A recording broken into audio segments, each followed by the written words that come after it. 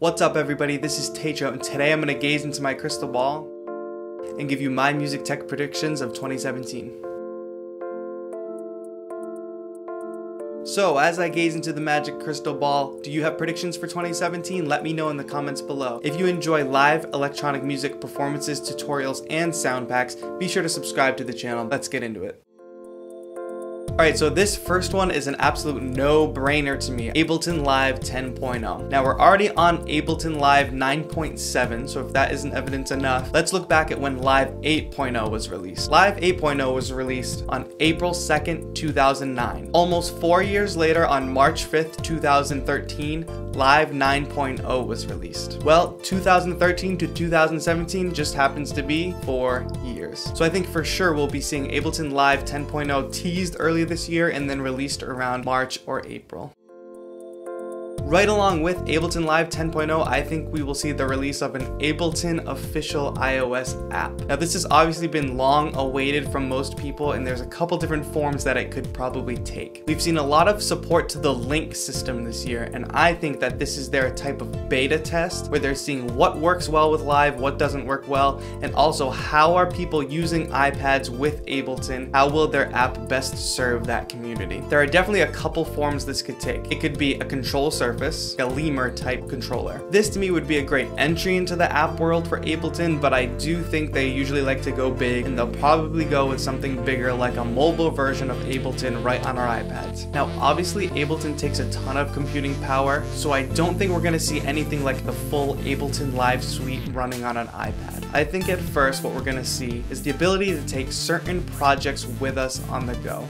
Then, of course, it could be used more in a way that we use apps with Link, like just using it as an external synth that syncs with Live, or imagine having Ableton Live Sampler as an app on your iPad. We could even see something like multiple apps, a suite of Ableton apps. So you have an app for drum rack, you have an app for sampler, you have an operator app. All could be priced slightly differently, but you could pick and choose what you want.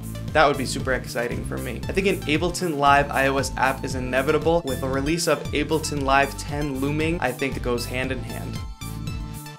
Moving right along with the Ableton predictions, we've already seen Push 1 and 2 release, so obviously Ableton is getting their feet wet with creating their own hardware. We know that Push 1 was developed as a collaboration between Akai and Ableton. With Push 2, they went ahead and did it all themselves. I think in 2017 we will see the release of a Push Mikro or a Push Mini. This may be something that goes along with the app that I just talked about, or it could be a standalone thing that works with typical Ableton Live. I'm thinking something along the lines of the Machina Mikro. Something with pads that still has a screen. Since they've already created their own hardware, I'm sure that they are thinking about delving into this, but they could also jump back in collaboration with Akai, who just released a slew of wireless MIDI controllers, which brings me to my next prediction.